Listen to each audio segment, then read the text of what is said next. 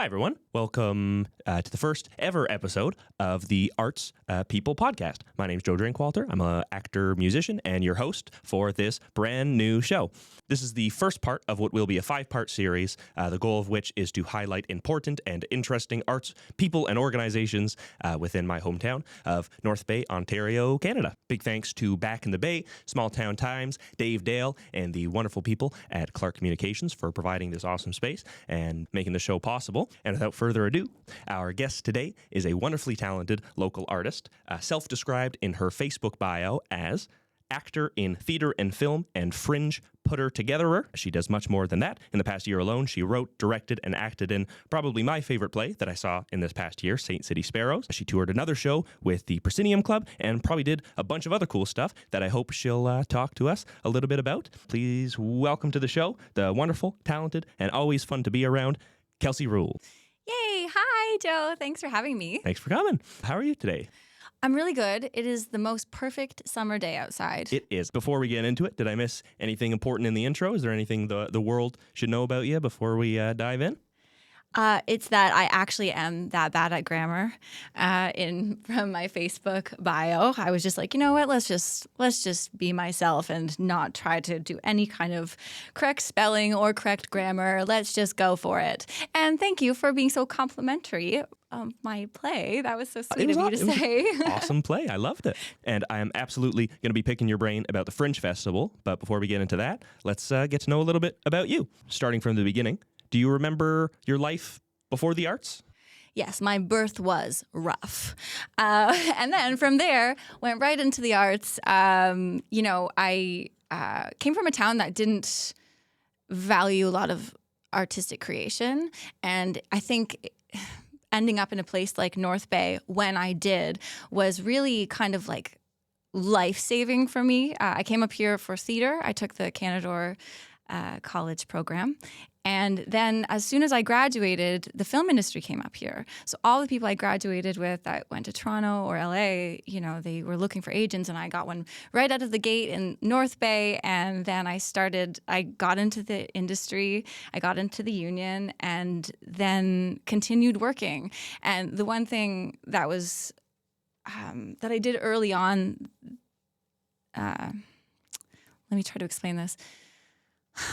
As you know, Joe, to be an actor in North Bay, Ontario, is like there's a lot of ups and downs. There's a lot of dry spells. There's a lot of, but it's about longevity. You have to keep working. You have to keep figuring out how you can create and be artistic, and you have to find other avenues in order to do that. So in between working in film, we were creating theater, which is like my real happy place. And we've continued to do that for the last 13 years with the Proscenium Club. And then, of course, we started Fringe because we needed a place for fringe art to happen. So in being able to allow other people to do that, to facilitate that for myself and my peers, I think it's a big reason that we've all been able to work in the industry is because we've been able to keep our creative brains active. And I think that's just such an important part of being able to do this as an artist. And North Bay has been so accommodating in so many ways, like bringing the film industry here. The people who live in North Bay value the arts so highly. It's like I say that there's like something in the water here, because there's every corner you turn, you have an art supporter or an artist themselves. It's a very cool place. Very cool place. Kind of we have our own ecosystem with like theater and art and culture, and it keeps growing. It keeps expanding. Like who would have thought? A relatively small city would have this rich of a community, right? Like I know. It's kind of mind-blowing. It's awesome. I'm not going to question it. It's great. Me neither. Was a career in the arts always the goal for you, always the vision for you, or was there ever a time when that maybe seemed unattainable? Oh my gosh, like every 3 months I'm like, I should be like a veterinarian or maybe a police officer, or I could be a doctor. My writing is pretty messy. But you know what? I always come back to the arts because it's what makes me really happy. Awesome. Mm-hmm. And here you are, a working actor in theater and film, fringe putter-togetherer, and some experience writing and directing as well. When did you kind of start the writing and directing portion? Did you always do that, or was that later on?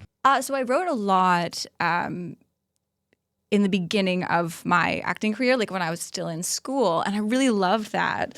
But it's such a beast. If you write anything, it's like you not only have to feel like crippling self-doubt all the time, but it's like really scary to put yourself out there on platforms where, you know, people could not like your stuff. So it's very, I don't know what the word is, but it's very personal. So when COVID happened, I was like, we have one life to live. Let's just do it. And then so I started writing a lot of things. Most of them were total crap. And then as it happens to be with writing. Yeah, you know, yeah. You write a lot of, you just write everything and then pick out the good nuggets, right? Like exactly. And then just something started happening, and it was like things were firing, and then all of a sudden we were doing it, and it just sort of all fell into place. But I actually started directing in 2019. I directed The Crucible. And that was my first directing gig, and that was incredible. I have found out that I really love bossing people around, and everybody else knew it, but I didn't know it, and now I'm like addicted to it. I love directing. So yeah, those are two new loves of mine. Awesome. Mm-hmm. I mean, what are some of your favorite theater memories? Ooh, I have one, but it's like a little racy. No, like this is just You can say whatever you'd like. This is a silly story, but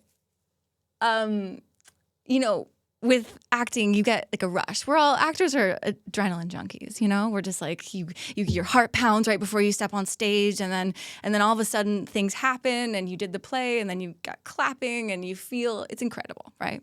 But there's also, you get a little bit addicted to that heart race moment. And I was in Macbeth. I was one of the three witches, and this was my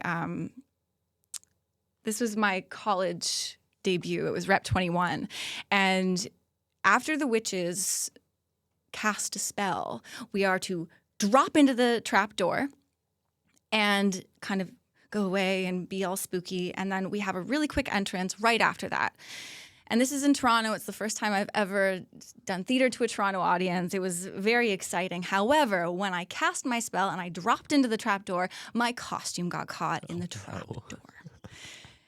And I'm thinking, I have 3 minutes to get out. So I had to take my costume off underneath the stage in the dark. And I felt like my heart was going to beat out of my chest. Like I didn't know what to do. Like you have no control.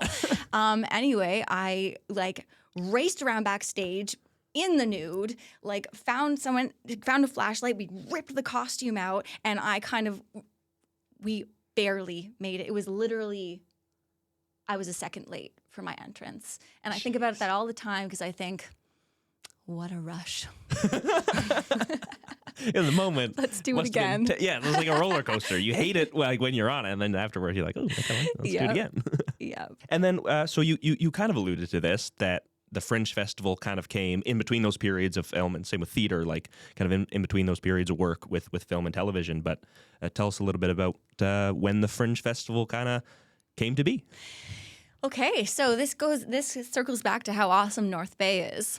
And when we were right out of theater school, we had all of these people that we knew that were trying to create theater. We were all writing. We were all like, okay, but we're all kids trying to pay off our student loans. We can't afford the insurance it would cost to rent a huge theater, or the stress of like selling out those 300-seat theaters. Like North Bay is really supportive, but it was really straining. So then we thought, well, we need to figure something else out. And then we came across the Fringe model. And it's something that can support and facilitate the kind of art we were doing, which was like writing and workshopping and like two-handers, three-handers. And so that started in 2014. It was very grassroots. I think our first couple performances were in like a leaky basement, which was hilarious. But people came, people filled it, and it showed us that there was a want for this. And now it's been 10 years. We're going into our 10th year. So that feels really beautiful. And congratulations on that. Woo! 10 years of the Fringe Festival. Congrats to you and everybody else that's kind of contributed to it and participated in it. For those who are watching or listening that might not know, tell us a little bit about kind of what Fringe is within a global context. Like it's a worldwide event, right? Yes, it is. So the largest and oldest Fringe Festival is in Edinburgh. I think it's Edinburgh, but I can't say it correctly either way. So please forgive me. So that's massive. It's like, I think the town of Edinburgh goes from like 35,000 to like 1 million people in those 3 weeks. It's wild. And then from there, you have all kinds of fringes in all kinds of places. So you have fringes like ours that support like 10 to 12 acts per week. And then you have like Toronto Fringe who have like hundreds, and you have everything in between. And it's all about supporting artists and providing accessible theater to audiences who want it. What's the difference between a Fringe festival and a more maybe traditional theater festival? Okay, well, the difference between traditional theater and a Fringe festival is that, for one, Fringe is totally uncurated. So we have a lottery system. As the artist, they put into our lottery, we pick from a hat, and then those are the shows. So as facilitators, we don't say what shows get in. So it's completely open and free and uncurated. A Fringe festival is very broken down. So we have like a 2-light setup, and we have, 3 people who wrote a really interesting and funny script that want to hear and want to share with their audience. So it's much more personal and edgy. Edgy. On the edge, Fringe Festival. That's it. Awesome. Now, Fringe Putter Togetherer, although a great title, probably not the official one. What is your official title? So my official title is the artistic director, which basically means I'm responsible for the vibe. Responsible for the vibe. And I try to make everyone feel included and supported and happy and loved, and to keep that community of Fringe that we've built awesome. And it is awesome. Yay! It's a great time. Cool. Going back 10 years ago when the festival kind of started, grassroots, what was your vision? Did you expect it to grow into this wonderful thing that it is now? What were some of your goals? I wish I could say that I was the kind of person that can like sit down and write a 5-year plan and be like, these are my goals for this year. No more chips at night and things like that. But I'm not. I'm just the kind of person that wants to start things and create things and continue things if they're working. And I never imagined that we would be in such a solid place, because art and facilitating art is very hard, especially, with government funding and, the ebb and flow of audience and where artists are at in their creation process. There's a lot of things that there's a lot of obstacles sometimes, but those obstacles and getting around them and maneuvering them over these past 10 years have made being here so much more special. Yeah. And how have those, ebbs and flows, ups and downs, changed the vibe of the festival, the overall look of the festival? So funding is something we're constantly worried about. So for instance, this year we didn't get any funding for our student program, which is a big, it's a big obstacle. But we're pivoting and we're calling out for volunteers, and the community's response has been beautiful. So there's always wonderful things that come from obstacles. But yeah, I would say this year that's one. Definitely. And as the festival continues to grow, now I know you said that you're not the type of person to sit down and plan, the next 5-10 years. But what do you hope the festival looks like 10 years from now? I would love to be able to grow our audience so that we can grow our acts. I'm never going to extend our call for acts beyond what I think the audience of North Bay can support, because I also am very conscious that these artists come here to make money. There's we have artists from Montreal, from Toronto, and even just to drive up here is expensive. So I would love to be able to grow the festival so that we can accommodate more artists, we can bring in more audience, and do cool music stuff. Like, I would love to get vendors in there one day. I have dreams. This year, we're actually doing our first little musical patio, which is very exciting because, there's so many talented musicians in North Bay. I was like, come hang out with us. Absolutely. And I remember you guys always, you have stuff in between acts, like whether it's people reading poetry or stuff from books or even music. Who from the community is going to be participating in that kind of stuff this year? Oh, yeah. So that's our duality program. So, yeah, that is like kind of pop-up events and one-offs. And so we have Jacob Dayfox that's going to be jamming in the Fringe Teeny Lounge. Dennis Stokes will be reading some of his poetry. There's a lot of wonderful things afoot. And I hope you all look at the schedule and then come enjoy some of these things, because the duality, usually they're just kind of like one and dones. It's not a chance to see them over and over again. So yeah, kind of continuation off that. You're in charge of the vibe. Tell us a little bit about what the vibe's going to be this year. What would one expect walking into the doors of the Capitol Centre? Well, obviously, you walk in and you see our lovely box office attendants that can greet you with schedules and the goings-ons of the festival. And I think it's about being able to go catch a show with your friends and then catch many shows with your friends, and it just be a cool, easy, fun night where you can enjoy art and be welcomed, and anyone, whether you're completely immersed in the arts world or not, can enjoy the Fringe. It's very accessible. The shows are only $12, which I think at this point is cheaper than cheese. So, it's just a very loving and inclusive environment, and that's what I hope, because I think the most beautiful thing in the world is people who support art and support artists and create art. And how else, other than, of course, going to the shows and enjoying the wonderful art there, how else can the community support our Fringe Festival? We have T-shirts for sale. You can put up our poster in your store. You can come to the show. You can buy a pass. There's a donate button on our website. You can inquire about being a sponsor. Some really amazing local businesses sponsored us this year in big ways, like the Hampton Inn by North Bay, Hampton by Hilton North Bay, Northgate Shopping Center, Gateway City. They're all so incredible and really have supported us in a big way this year, which means the world. So that's always an option as well. Is there anything you could tell us about the lineup of shows this year? Oh, yeah. We've got some really awesome stuff. So we've got some dance with spoken word. We've got like one-man shows about kind of finding yourself and queer identity. We've got live role play D&D. We've got like dark comedies with like pretty big casts. I think one cast is like 11 people, and like these are original works.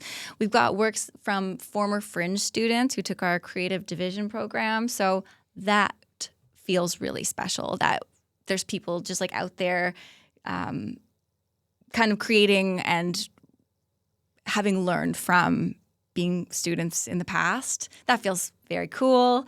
What else, Kate? We've got some really great musical acts coming on too, like Hannah Grace is coming, Davy Aquino, Jude Zapala. That's right. Yeah. Maureen Cassidy has a show this year. I think this is going to be a really interesting year. Yeah, I'm so excited. I love that. All original works, it seems, more or less. Yeah. All original.